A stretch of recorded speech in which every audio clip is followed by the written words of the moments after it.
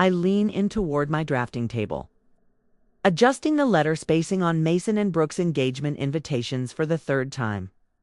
Afternoon light spills across the surface, catching the metallic copper accents I've layered into the design. Perfect. No, almost perfect. My brother deserves nothing less. The buzz of my phone rattles against the oak, skimming dangerously close to my coffee mug. Mason's name glows on the screen, pulling a smile from me without thought. Parties this weekend. Guest list is super tight. Hope you understand. My hands stop in mid-adjustment. I stare. Read it again, convinced I've misunderstood. The brush. Pen slips from my fingers, dragging a dark streak across the sample. What? I whisper into the silence of my apartment. The mug tips as I grab for the phone, coffee seeping into my sketches, but I barely notice. My gaze drifts instead to the framed photo at my desk, Mason in uniform, grinning beside 3 oversized care packages I'd spent weeks preparing. Packages I'd stayed up all night to finish before the military mail deadline. Packages stuffed with his favorite homemade cookies, even though I had a deadline myself the next morning. The same packages he once called a lifesaver during deployment. Hands. Trembling, I dial Dad's number. He answers after 4 rings, distracted, faintly irritated. Monroe, everything okay, Dad? Mason just texted me about some party this weekend for his engagement. My voice sounds calm, steadier than I feel. Surely it's just a misunderstanding. A pause, a sigh. It's only a get-together, Monroe. Nothing formal. I press my fingers against the bridge of my nose. But I'm his sister. Ah, Ben. Working on the actual invitation designs all week. Dad's tone sharpens into the dismissiveness I know too well. It's a small gathering at Brooke's parents' lake house. Don't turn it into something bigger than it is, okay? You know how your brother gets when people start making demands. When I make demands, the accusation hangs there unspoken. My throat tightens. Of course. I hang up before he can hear my voice crack. The light through the window feels colder. Now, I stare at the hours of unpaid work on my desk for a brother who couldn't even bother to invite me to his pre-wedding celebration. My mind reels back 6 months. The 3 a.m. call from Germany. Mason panicked, his bank card compromised. I wired him $2,000 from my carefully managed savings. No hesitation. Money he still hasn't repaid. I remember the 3 nights I lost designing their engagement announcement because Brooke just wasn't feeling the professional version they'd already bought. I'd skipped Diane's birthday dinner to meet their deadline. I think of those 18 months while Mason was overseas, when I mailed a care package every single month, checked on Mom and Dad twice a week, and even helped Brooke move into their apartment so it would be ready when he came home. Another ping. A text from my cousin Tara. Just got the invite for MB's party. You coming up to the lake this weekend? My stomach knots. Evite. I whisper. What evite? I type back. 3 dots flicker, vanish, return. Finally. Oh, awkward. Thought, you'd be there. It's at the Henderson's lake house. Looks like the whole crew is going. I ask her to forward it. After a long pause, it lands in my inbox, a cheerful nautical design glowing against my screen. Join us for a lakeside engagement celebration. The details blur as I scroll. But one fact refuses to soften. This is no casual get-together guest list. More than 120 names I recognize. Mason's colleagues. Distant cousins. Brooke's high school friends. Everyone except me. My phone rings. Dad again. Your brother has his reasons, Monroe, he says before I can respond. Maybe he thought you'd be uncomfortable with so many people. Do you know how you get? How I get? I echo, my voice barely more than a whisper. Just respect his decision. That's all I'm asking. When the call ends, I remain frozen, staring at the numbers on my laptop screen. Years of careful saving. Years of choosing family obligations over personal dreams. My cursor hovers over the book now button for the Aspen Ski Resort, the one I've imagined for so long. The trip I've postponed again and again because someone else's needs were always greater. Not this time. I click first class ticket. Mountain View Suite. 6 days. The confirmation email arrives, and I snap a photo of my passport beside the booking details. With steady hands, I upload it to Instagram. When you're not on the list, you make your own. The first class cabin greets me with a quiet luxury I've never permitted myself to touch. Soft leather cushions my shoulders while I sip complimentary champagne, the bubbles bursting across my tongue. Guilt and exhilaration mix inside me, fiercer than the drink itself. The flight attendant gestures at my nearly empty glass. Yes. The word leaves my mouth without hesitation, without the usual self-interrogation of whether I've earned the indulgence. Thank you. My apartment's rent wouldn't cover the price of this one seat, but 6 years of untouched emergency. Funds sit waiting in my account. Funds that were always available when Mason needed them. As the seatbelt sign clicks off, I breathe more freely than I have in years. The Mountain View Suite at Aspen Lodge dwarfs my apartment. Floor-to-ceiling windows frame snow-capped peaks, glowing rose gold in alpenglow. The king bed could fit 4 of me. The bathroom shines with marble I've only admired in glossy magazines. I stand before the mirror and barely know the woman staring. Back, her eyes carry a wildness, part fear, part defiance. Who are you? I whispered. My phone vibrates for the 12th time in an hour. Dad's name flashes, then disappears as I silence it. Mom's text already waits, unread, along with 3 from Mason and 1 from Brooke. I set the phone face down. Whatever fire they've lit this time, they'll have to douse it without me. They said what? My grip tightens on my coffee mug the next morning as Tara's face fills my tablet screen. The lodge's breakfast nook offers the privacy these calls never could at crowded tables. I wasn't supposed to overhear. Tara lowers her voice. But Brooke was talking to her sister in the bathroom. She said, and I quote, "We just thought Monroe would bring down the vibe. Then something about you always being so serious, making everything a big deal." The coffee tastes bitter on my tongue. Bring down the vibe. Mason didn't defend you, Tara adds, her eyes flicking away from the camera. He just nodded. My phone pings. A message from Mom. "I'm sorry about all this, sweetheart, but you know how your father and brother get when they've made up their minds. I hope you understand. This isn't the first time," Tara says gently. "Remember Thanksgiving at Uncle Pete's last year? And Mason's homecoming party? What about them?" I ask, but the puzzle pieces are already sliding into place. The sudden venue changes. The vague invitations, the startled looks when I arrived. "They've been doing this for years, Monroe. Thought you knew." The realization lands like a stone in my stomach.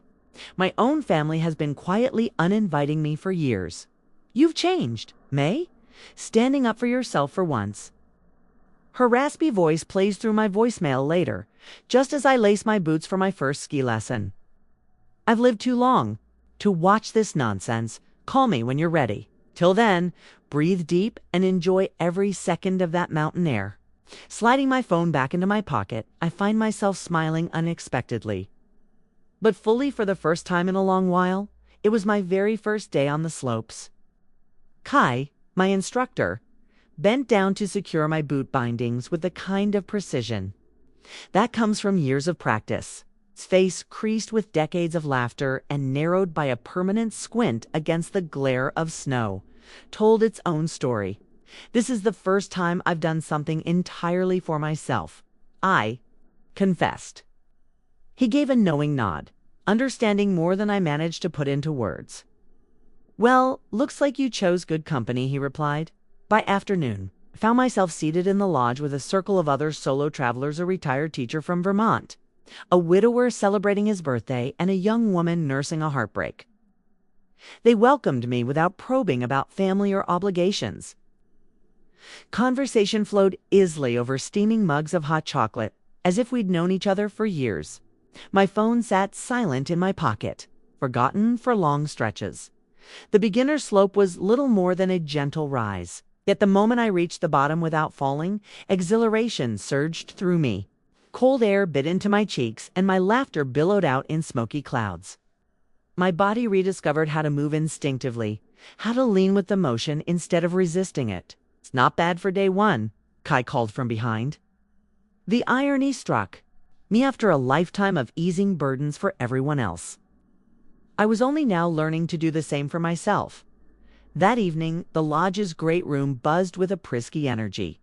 Firelight from a massive stone hearth spilled across clusters of deep chairs where strangers quickly became friends. I curled into a leather armchair, fingers wrapped around a mug of spiked cider, listening as Sophia described swimming with dolphins. In Hawaii, a sudden realization startled me. My phone hadn't vibrated in hours. I pulled it out, 15 missed calls, 32 unread messages. Instead of the familiar jolt of panic, only a strange calm settled over me. Whatever storm raged. Back home, they were managing without me, and I was managing without them. As laughter swelled around me, I snapped a photo of the mountains glowing in sunset light through the windows. With steady fingers, I posted it to Instagram. Good morning to a new life. Have you ever had to step away from family obligations to discover yourself? Have you ever chosen loyalty to yourself over loyalty to others? The fire crackled in the timber-framed lounge as I lifted my mulled wine in a silent toast. 3 days into my Aspen retreat, the knot that had clenched between my shoulder blades for years was finally loosening. My phone buzzed against the oak-side table. Then again and again. By the sixth vibration in under a minute, my curiosity won. 17 notifications, all from Tara. Total disaster. Call me now. I hesitated, torn between silencing the device and preserving the fragile peace I had carved out, or giving in to the pull of old instincts. At last, I stepped onto the terrace where fresh snow shimmered under the resort's golden lights. Tara picked up on the first ring, her voice half horrified, half thrilled, party noise roaring behind her. Monroe, you're missing it. Mason's been flirting with Kelly Winters, yes, his high school girlfriend, for over an hour, and right in front of Brooke. The word left my lips in a frosty cloud. What? They started reminiscing. Then the arm-touching started, and now they're tucked at the bar laughing like it's just the two of them. I pressed my fingers to my temple. Tara's voice quickened. Etch. Voice quickened. And Brooke. She dumped her champagne all over him, the whole glass, then stormed out screaming that the engagement is off. My stomach clenched. Reflexes I thought I'd buried kicked in, searching for words to smooth things over, solutions to salvage the night. Then I remembered. I hadn't even been invited. And that's not all, Tara went on. Mason punched a wall after she left. His hand's probably broken. Your dad's furious. Mason's yelling at everyone. The bartender cut them both off, and the manager threatened to shut the whole party down. I can picture it vividly, Mason, red-faced and shouting while Dad makes everything worse with his so-called damage control that only causes more damage. Mom stands in the corner, wringing her hands and pretending none of it is happening. The real MVP was Grandma May, Tara says, dropping her voice. She marched right up to Mason, stared him straight in the eye, and said, and I'm quoting word for word, "This is what happens when you cut out the only responsible adult in your life." The room had gone silent after that. A strange feeling stirs in my chest, something caught between laughter and a sob. For 32 years, I've been the invisible support beam, the emergency contact, the one who answers the 3 a.m. phone calls, the reliable presence in every single crisis. Except this time, I'm not. I should go, I say, signed up, for a moonlight snowshoe hike. What, Monroe? Did you even hear me? Your brother is falling apart, and Brooke just left with her bridesmaids. Everyone is searching for you. They know exactly where I am. I answer evenly, because I posted it on Instagram 3 days ago. I hang up, switch my phone completely to silent. And 10 minutes later, I'm crunching through untouched snow with 6 strangers and a guide named Ethan. The forest is hushed except for our breathing and the soft give of snow beneath our snowshoes. First time asks Catherine from Toronto, walking beside me. I remember her name from introductions. First time at everything, I admit. First time snowshoeing. First time in Aspen. First time choosing myself over family drama. She laughs, a genuine sound that bounces off the trees. That last one's the hardest. As we climb, my calves burn and my breath escapes in white clouds. Every step requires intention, lift, place, press. There's no room for family anxiety when the main goal is not falling face first into a snowbank. Halfway up, Ethan halts the group in a clearing. Below us, the valley glitters with lights scattered like fallen stars. Above, the moon glows full and impossibly bright against the dark sky. Take a moment, he says softly. We get so focused on the climb that we forget to look around. Something in me cracks open at his words. A laugh slips out small, unexpected. Maybe my first real laugh in years. Catherine grins. 2 other hikers join in. And together our laughter drifts upward like steam into the night. I am not responsible for fixing their chaos. The thought lands with startling clarity, stealing my breath. All this time I've been the safety net, the firefighter, the unshakable support beam. But maybe, just maybe, what they need most is my absence. 3 hours later, my muscles pleasantly sore. I return to my room and power my phone back on. Notifications flood the screen like an avalanche. 14 texts from Mason, angry at first. Where the hell are you? Then accusatory. This wouldn't have happened if you were there. Finally desperate. Please call. Everything's a disaster. 8 missed calls from Dad, capped off by a text that makes my jaw tighten. We needed you. You abandoned your family when it mattered most. 3 tearful voicemails from Mom, each ending with her usual plea. Please don't make this a thing, honey. And 1 message from Brooke, sent only 30 minutes ago. I need help. Mason's a mess. Can you talk some sense into him? My thumb hovers over Mason's messages.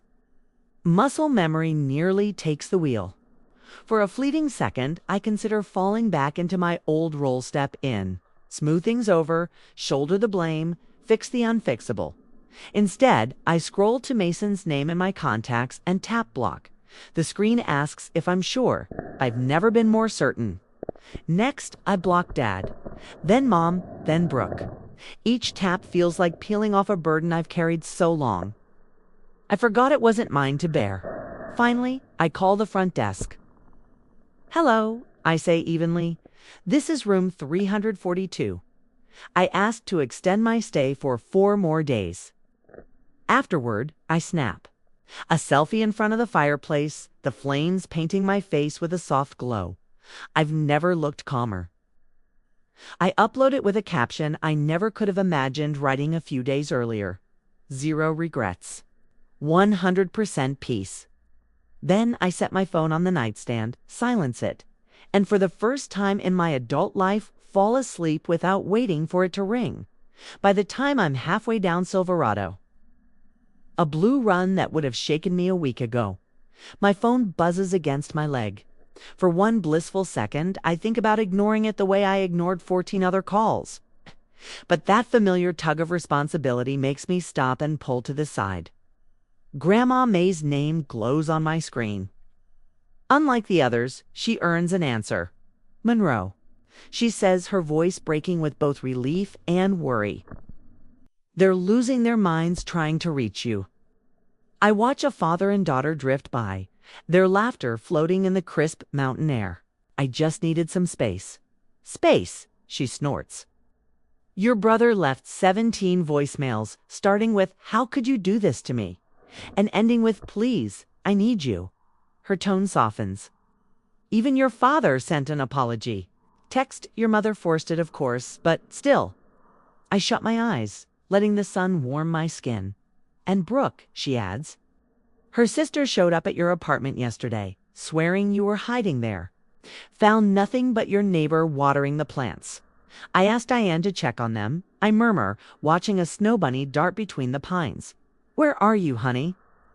For the first time in days, a true smile spreads across my face. Somewhere. I should have gone years ago. Perfect form. Victor, my ski instructor, calls out as I finish the last turn. 3 days ago, he'd been patiently lifting me up from the bunny slope after every fall. Now, I'm carving steady turns down, a trail fittingly called Freedom. See you at the lodge for Araki, he asks as we reach the bottom. Wouldn't miss it, I reply, surprised at how naturally I've slipped into this rhythm. The lodge staff even know me by name. Emma at the desk sets aside the morning paper. Paulo remembers my coffee order. Jeanette, the concierge, always pauses to suggest new dinner spots. Monroe, Jeanette calls as I step into the lobby. The Hendersons wondered if you'd join them tonight. Family dinner at their cabin home-cooked meal. For a moment, I hesitate, confused by the invitation. The Hendersons, a retired couple I chatted with on a snowshoe tour, mean nothing. They don't want problems solved, designs made, or emergencies fixed. They just enjoy my company. I'd love to, I answer. And the ease of it nearly brings me to tears. Later, back in my room, I pull out the leather-bound journal I bought from the gift shop. Flipping through the entries, I see my handwriting. Shift from shaky and hesitant to bold and flowing. Day 1, arrived broken. Wondering if I've made a mistake. Day 5, skied my first blue run. Fell twice, stood twice, no one disappointed. Day 7, recognized my reflection again. Now I press my pen to a fresh page. Day 8, the woman who arrived is not the woman who will leave. Dr. Winters studies me across her sunlit office in the Resort's Wellness Center. You've chosen to disengage, she observes. I nod, turning over my phone, still muted. 67 notifications I haven't opened. Tell me about your family, she says. The unfiltered version. And I do? The words spill out like spring melt. 18 months of care packages during Mason's deployment. The money I wired without hesitation, invitations I designed for free. Birthdays I skipped to meet their demands. The savings account I drained. Patching their crises. Going back to that cycle would be self-destruction. I conclude, startled by this certainty in my own voice. Dr. Winters nods. And yet they're realizing what they've lost.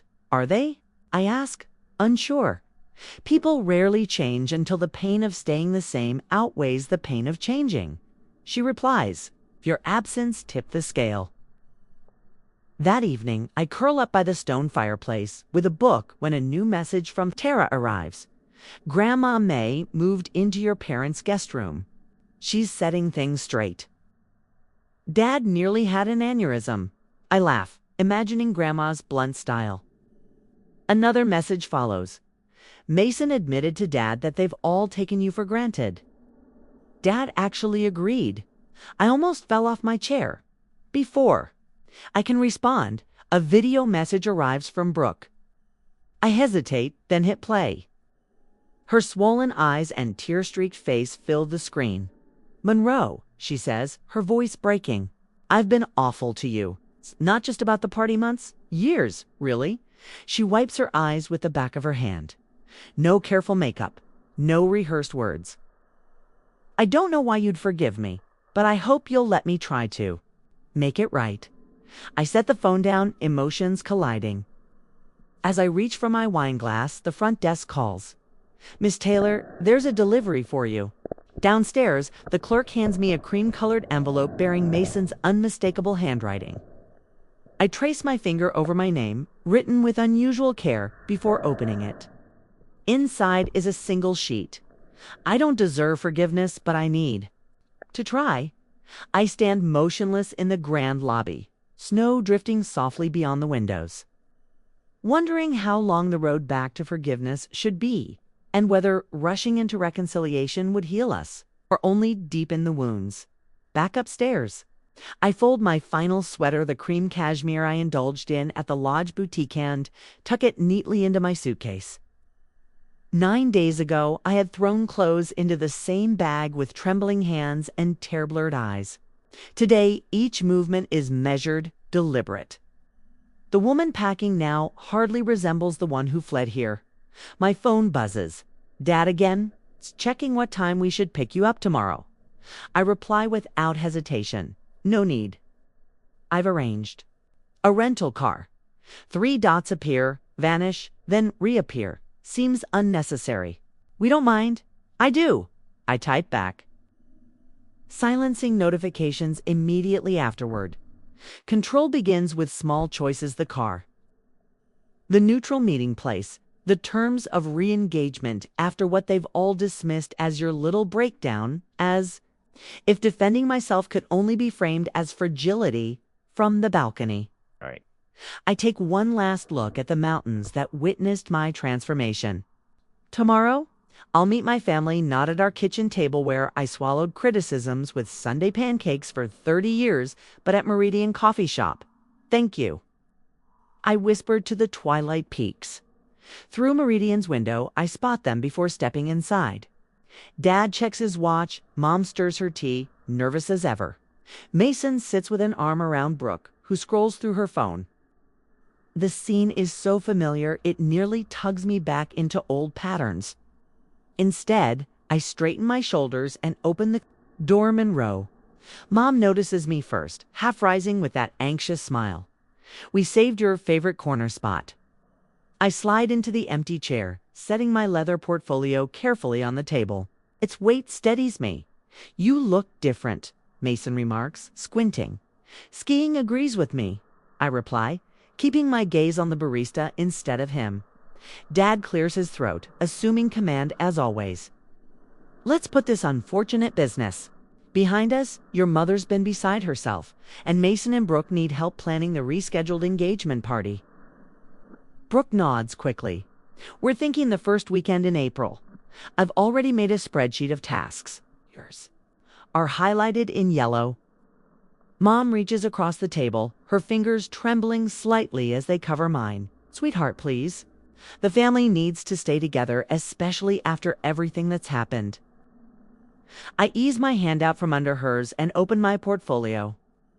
Before we move forward, we need to address what happened. Monroe, Dad warns, his tone sharp. Let's not dwell on unpleasantness. Not dwelling. I counter softly but firmly. I'm establishing context. I pull out a sheet of paper. On February 16th last year, Mason called at 3 a.m. from Germany. His bank card had been compromised. Within 10 minutes, I transferred $2,000 from my emergency fund. That loan remains unpaid. Mason shifts uneasily. I've been meaning to since last September, but I continue. I missed Diane's birthday dinner to finish your engagement announcement because Brooke didn't like the professional design you'd already purchased. And here I place my phone on the table, screen up. Are the texts from Dad telling me not to make this a thing when I was excluded from a 120-person engagement party? Silence descends, heavy and strange. They look at me as though I'd begun speaking a foreign language. I'm not here to accuse, I say, folding my hands. Together, I'm here to set boundaries. Dad's face reddens. Now see here? No, Jack. Mom's voice cuts in, surprisingly firm. Let her finish. I slide a fresh page onto the table beside the first. This outlines what I expect from each of you going forward. They lean closer together, scanning the typed list. Number 1, acknowledgement of my time, effort, and contributions. Number 2, advance notice for family events, at least 2 weeks. Number 3, repayment of all outstanding loans within 6 months. Number 4, no more free design work. I'll extend a family discount of 25% only. Number 5, respect my no without guilt trips or manipulation. I draw in a breath. If these limits are ignored, I'll reduce contact until the behavior changes. I've learned that love without respect doesn't last. Dad's tone wavers between outrage and disbelief. And if we reject this ultimatum, then you'll be choosing what kind of relationship you want with me. I straighten the pages. with steady hands. And I'll honor that decision by making my own. Mason blinks back a tear. Monroe. I didn't realize, I know, I say, softening just slightly. That's part of the problem. These terms sound reasonable, Mom adds cautiously, glancing at Dad. Brooke arches a perfectly shaped brow. So, after everything, you won't help with the wedding planning? I will, but only within these boundaries, I reply. Okay, and there's something else. I've accepted a 6-month design contract in Colorado. Start next month? You're leaving. Dad slams his fist against the table, rattling the cups. Just like that? Pursuing an opportunity. I correct him evenly. Oh. Same way you always pushed Mason too. Dad opens his mouth, shuts it again, then slumps back into his chair. Mason leans in, eyes reddened. I've been a terrible brother, haven't I? Before I can respond, the coffee shop door swings wide. Rama May steps in, timing impeccable as ever. Well, look at you, she says, eyes scanning me with approval. It's about time. Someone stood up for themselves in this family. She drags a chair from the next table, sliding it between Dad and me. Now, she declares, planting her weathered palms flat on the surface. Let's discuss how this family can move forward with more fairness and a lot more respect. I catch my reflection in the window, shoulders back, chin lifted, gaze steady. The mountains gave me this strength, teaching me to value myself enough to demand others do the same. 6 months later, mountains fill the view from my Colorado apartment. Even now, the sight steals my breath. A sliver of February air seeps through an open window, something I never allowed back home. Where I covered heating bills my parents insisted they couldn't afford. I run my fingers across the postcards. Pinned to my corkboard: Daspon, Boulder, Santa Fe, Denver. Each one marks a milestone, a step away from the girl who used to abandon her own plans at the first family demand. My phone buzzes with Mom's weekly video call. I inhale deeply, recalling my therapist's reminder. Boundaries aren't walls. They're doors you control. Monroe. Mom greets me, filling the screen with freshly dyed hair styled for the church potluck. You look well rested. I am no apology, no justification. That's new. Your father asked about that coffee company project, she continues, fumbling with her glasses. He spotted their billboard on Highway 40, said it looked like your style. 6 months ago, I would have launched into a long explanation, craving approval. Today, I simply smile. It was a great client. They've already commissioned 3 more designs. A text slides across my screen from Mason. Sample wedding invitations arrived. Used your color scheme suggestion. Thanks, sis. No desperate pleas, no last-minute drama. Just recognition. Progress. After we end the call, I open an email from Tara. Apartment listings in Denver. Think about me as a roommate. Colorado suits you. I sip my coffee, allowing a swell of pride. My family once treating me as nothing more than a resource, slowly, awkwardly. Learning to see me as a person. On my counter sits Grandma May's weekly letter, her cursive visible through the envelope. Her words have anchored me during this shift. Last week she wrote, "Your father actually asked how to make your mother's birthday special without leaning on you. First time in 40 years he's sought advice." I tuck it into my journal, saving it for later. Today belongs to focus. My design business has tripled since moving here. Clients who respect boundaries line up for my services. On my coffee table rests Mason and Brooke's revised wedding invitation, a simple ceremony with 30 guests. My name written in Mason's hand, not his future mother-in-law secretary's. I haven't decided yet. My therapist's voice echoes. Attending doesn't mean reverting to old patterns. That's what hotels are for. This afternoon, I'll meet with Jenna, a design student crushed by family expectations. She reminds me of myself, talented but hesitant to claim her space. The scholarship I founded connected us. You're helping me give myself permission. She told me last week. A familiar weight tries to settle when I think of next week's women's retreat, where I'll speak about boundaries. The old me would have panicked, doubting her authority. But that was then. Instead, I close my eyes and begin my gratitude ritual, thankful for courage, for mountains, for the quiet fulfillment of a life I finally own. The sunset pours copper light. Across my walls, the same shade I perfected on Mason's first wedding invitations, the day everything changed. My hand rests on the new envelope. Tomorrow, I'll book a hotel in my hometown and RSVP, not out of duty, but choice. Sometimes the most radical act of love is learning how to love yourself.